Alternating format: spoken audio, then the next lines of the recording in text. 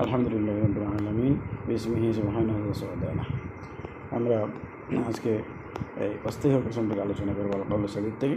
সেখানে দেখেন বলে দেওয়া আছে যে কোনো শব্দ যদি যে ওসলি হয় আর সেটার উপরে যদি কোনো জের জবর দেওয়া না থাকে তাহলে আপনাকে কী দিতে হবে সেটা আলোচনা করতেছি আমরা। যে আপনি বলে দেওয়া হয়েছে যে হামজা থেকে গুনে আপনি 3 নম্বর অক্ষরে যাবেন। 3 নম্বর অক্ষরের উপরে গিয়ে দেখবেন কী আছে, যদি মাফতুহ অথবা জবর থাকে অথবা জের থাকে তাহলে আপনি ওই হামজাকে কী দিবেন, জের দিয়ে পড়বেন। আর যদি 3 নম্বর হরফের উপরে দুম্মা বা পেশ থাকে তাহলে আপনি আলিফের উপরে কী দিবেন, পেশ দিয়ে পড়বেন। যেমন ইবনু, ইমশু, ইকবু, ইতু, এই যে দেখেন 3 নম্বর হরফ। 3 নম্বর হরফ হচ্ছে গিয়ে এই 3 নম্বর হরফ যেটা আছে সেটার উপরে আপনাকে কী দিতে হবে, এই জেড। যদি জের দেওয়া থাকে 3 নম্বর হরফের নিচে, যদি 3 নম্বর হরফের উপরে অথবা নিচে যদি জের দেওয়া থাকে অথবা জবর দেওয়া থাকে তাহলে আপনি আলিফের নিচে জের দিবেন। আর যদি 3 নম্বর হরফের উপরে পেশ দেওয়া থাকে তাহলে আপনি আলিফের উপরে পেশ দেবেন। সেটাকে সরফের ভাষায় বলে আইন কালিমা বা কালিমা, আইন কালিমা, আম কালিমা। মানে আইন কালিমার মধ্যে যদি জবর অথবা জের থাকে তাহলে জের দেবেন, আইন কালিমার মধ্যে যদি পেশ থাকে তাহলে আপনি পেশ দেবেন। এই জন্য দেখেন ইবনু মূলত কী ছিল, ইবনিয়ু, ইবনিয়ু। ইমশু মূলত কী ছিল, ইমশিয়ু। ইকদু মূলত ছিল ইকদুই। এই যে মূলত বলে আছে। এখন আমরা আলোচনা করব থার আলোচনা। তা হলো 2 প্রকার, তাই মাজরুরা, তাই মারবুতা। যে তা ওয়াকফ বসুল অবস্থায় তা থাকে তার নাম হচ্ছে তাই মাজরুরা, যেটাকে আমরা বলি লম্বা তা। আর তাই মাজরুরা অপর নাম হচ্ছে থায়ে থানিস। তাই মাজরুরা অপর নাম হচ্ছে তায়ে থানিস। তাই মারবুতা যে তা ওয়াসল অবস্থায় পড়ার সময় তা থাকে এবং ওয়াকফের সময় হা হয়ে যায়, সেটাকে কী বলে, তাই মারবুতা। তাই মারবুতা, তাই মারবুতার অপর নাম হচ্ছে হায়ে থানিস। এখন দেখেন কোরআন শরীফে 10টি শব্দ যে কোনো তাই মারবুতা, আবার কোনো কোনো স্থানে তাই মজুর করে লেখা হয়েছে। এই রহমাতুল, নিমাতুল, নিমাতুল, সুন্নাতুল, আনাতুল, কারিমাতুল, কোদাতুল, সাজারাতুল, বাকিয়াতুল, জান্নাতুল। এই যে 10টি শব্দ, এই 10টা শব্দকে তাই মজুর দ্বারা লেখা হয়েছে, আবার কোনো জায়গায় তাই মারবুতা দ্বারা লেখা হয়েছে। রহমাতুল শব্দটা তাই মজুর দ্বারা 7 জায়গায় লেখা হয়েছে। রহমাতুল শব্দকে তাই মজুর দ্বারা 7 জায়গায় লেখা হয়েছে। যে রহমাতুল্লাহি, ইন্না রহমাতুল্লাহি কারীব, রহমাতুল্লাহি বারাকাতুহু, যিকরু রহমাতি, এই দেখেন এটা তাই মজুর দ্বারা।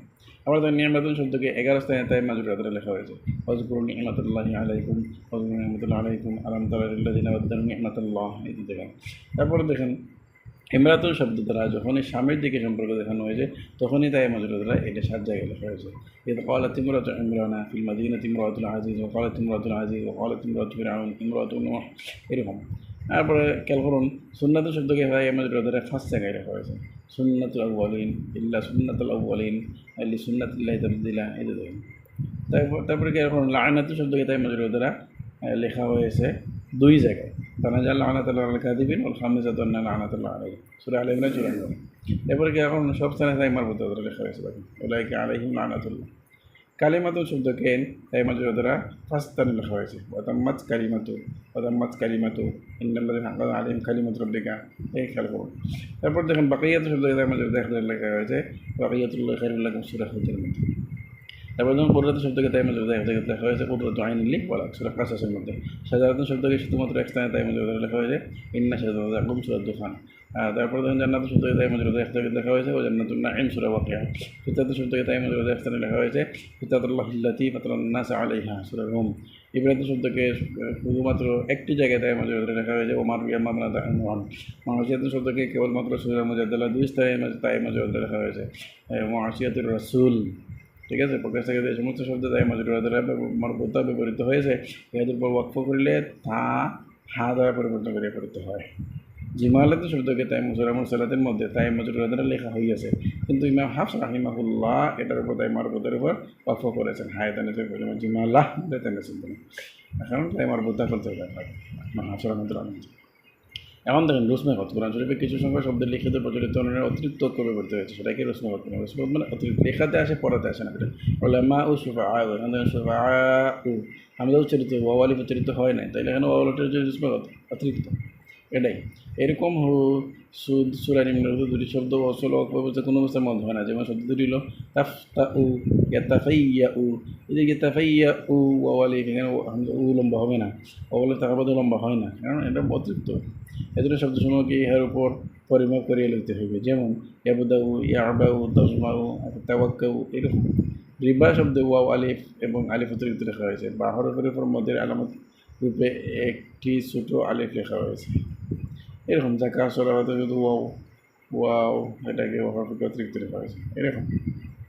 তারপর নিয়মিত শুধু ওয়াকফের অবস্থা ওয়াও বর্জরূপে পেশ থাকায় মধ্যে তো বেসল অবস্থা ওয়াও হরফের উপর মন না করিয়ে বড় হয়ে পড়তে হবে। এই শব্দগুলো হলো লিয়ার বুয়া না দো লু না দো লু, এই ধরনের শব্দ আরও আছে। তারপরে দেখেন এখানে উলু এবং উলি, উলুল আলবাব, উলি বাসিন শাদীদ, এই যে দেখেন এখানে শব্দ দিয়ে হামজার মদ হইবে না, বলে দেওয়া আছে মদ হইবে না, তবে উলিয়া ঘুম মানে আউলিয়া ঘুমত, উলিয়া ঘুমত বন্য করে হাসরের মতো আলিয়ার মতো মতো উলিয়া ঘুম কেউ পড়েন জগতে আসে আউলিয়া ঘুম দেওয়া আছে, আউলিয়া ঘুমত এখানে কিন্তু উলিয়া ঘুমত বিভিন্ন প্রায়ত হয়তো উলিয়া আছে, অথবা হাসরের মতো আলী হয়তো উলিয়া পড়েছেন, এর জন্য তিনি এখানে বলছেন যে এখানে মত হবে। কোরআন কারিমে 114টি সূরা রয়েছে, এটা আমরা সবাই জানি। সূরা আনফাল এবং সূরা বরদকে একসাথে মিলাইলে সূরা 113টা হবে, কিন্তু প্রকৃতপক্ষে তার দুটি আলাদা সূরা, যদি বিসমিল্লাহ দ্বারা লেখা হয়েছে না, কিন্তু এরপর আলাদা সূরা, এর জন্য 114টা সূরা। আমরা দেখতে পাচ্ছি আয়াত সংখ্যা বিশুদ্ধ বর্ণনার মতে আয়াত হলো গিয়ে সেটা কি 6236টা মনে হয়, 6236টা না 34টা এরকম, 6232টা নেই না কত এরকম হতে পারে। ইবনে আব্বাস রাদিয়াল্লাহু তাআলা আনহু বর্ণনা করেছেন যে কোরআন শরীফে 6666টির আয়াত আছে। এটা মানে মশহুর, প্রসিদ্ধ মতো, মানে মশহুর হয়ে গেছে, আমাদের প্রচলন হয়ে গেছে।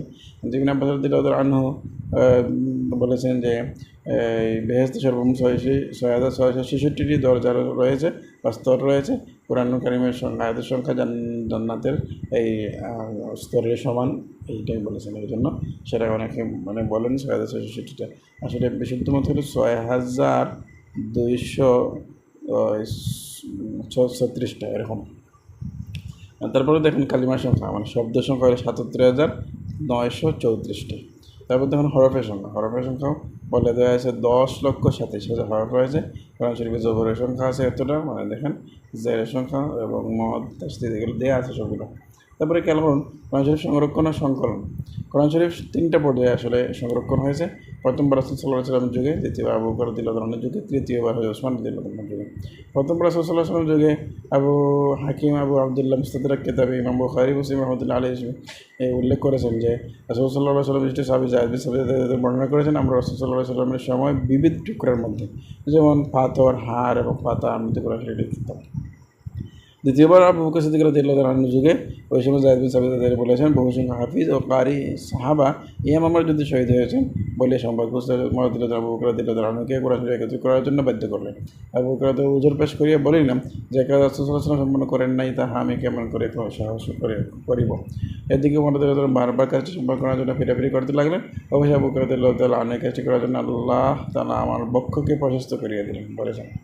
অতঃপর যায়েদ বিন সাবিত রাদিয়াল্লাহু আনহুকে কোরআন শরীফ জমা করার হুকুম দিলেন। তিনি এই গুরুত্বপূর্ণ কাজটি করলেন। তৃতীয়বার হলো হযরত ওসমান রাদিয়াল্লাহু তাআলা আনহুর সময় তোমাদের আঞ্চলিক ভাষার প্রভাবে ফলে বিভিন্ন ঘটনা পদ্ধতি নানা পার্থক্য হয়েছে। আমাদের যেমন ইসলাম বিভিন্ন দেশে ছড়িয়ে পড়েছিল, তার জন্য যে আঞ্চলিক ভাষার একটা প্রভাব পড়েছিল, যার কারণে ওসমান রাদিয়াল্লাহু তাআলা আনহু রাসূল সাল্লাল্লাহু আলাইহি ওয়াসাল্লাম সংকলন পদ্ধতি অনুসারে কুরাইশদের কেরাত মোতাবেক কোরআন সংকলন করেন।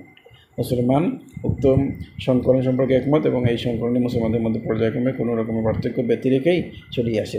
এই কোরআন শরীফ লিপিবদ্ধ করার সময় ওসমান রাদিয়াল্লাহু তাআলা আনহুর লিখন পদ্ধতি অনুসরণ করা, তিলাওয়াত করার সময় সেই আওয়াজ অনুসরণ করা অবশ্যই কর্তব্য, যে আওয়াজ বিশ্বস্তর মাধ্যমে ছড়িয়ে আসতেছে। কেননা কেরাত বিষয়ে যাওয়া কোরআন শরীফ সঠিকভাবে উচ্চারণ করার মূল অবলম্বন হলে সেই আওয়াজ যা রাসূল সাল্লাল্লাহু আলাইহি ওয়াসাল্লাম হইতে ছড়িয়ে আসতেছে, শুধু মাখরাজই আসল অবলম্বন, কারণ এই মাখরাজ হইতে 3টি হরফ পর্যন্ত উচ্চারিত হয়, যেমন সিরিয়া অনুপাতে অনুরূপভাবে তাদের তো একই মাখরাজ থেকে বাহির হয়, আমাদের সিফাতের প্রয়োজন আছে। এটাই আল্লাহু আ'লাম বিশ-শাওয়াব। তারপর আমাদের তিলাওয়াতের সাথে কোরআন শরীফের তিলাওয়াতের সাথে হলো 14টি। এই দেখুন সূরা আরাফ, সূরা রা'দ, সূরা নাহল, সূরা বানী ইসরাঈল, সূরা মারইয়াম, সূরা হাজ, সূরা ফুরকান, সূরা নূহ, সূরা সাজদা, সূরা শাদ, সূরা হামিদ, সূরা আন-নাজম, সূরা আল-ইনশিকাক, সূরা আল-আলাক। এটা দেয়া আছে, এবার স্পষ্টভাবে আপনারা দেখেন। আমি আস্তে আস্তে ধীরে ধীরে নিচ্ছি। এই যে দেখেন সূরা আরাফ 9 নম্বর পারা 236 নম্বর আয়াত, 6 নম্বর আয়াত।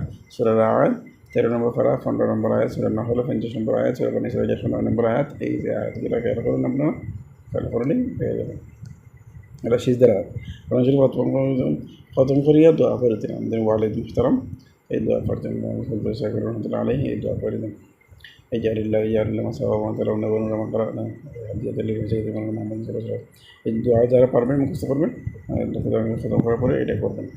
আমি আস্তে আস্তে ধীরে ধীরে নিচ্ছি, আপনারা খেয়াল করুন, দেখবেন স্ক্রিনশট দিয়ে এটা পারলে মুখস্থ করতে পারবেন। হ্যাঁ, তারপরে দেখেন সনদ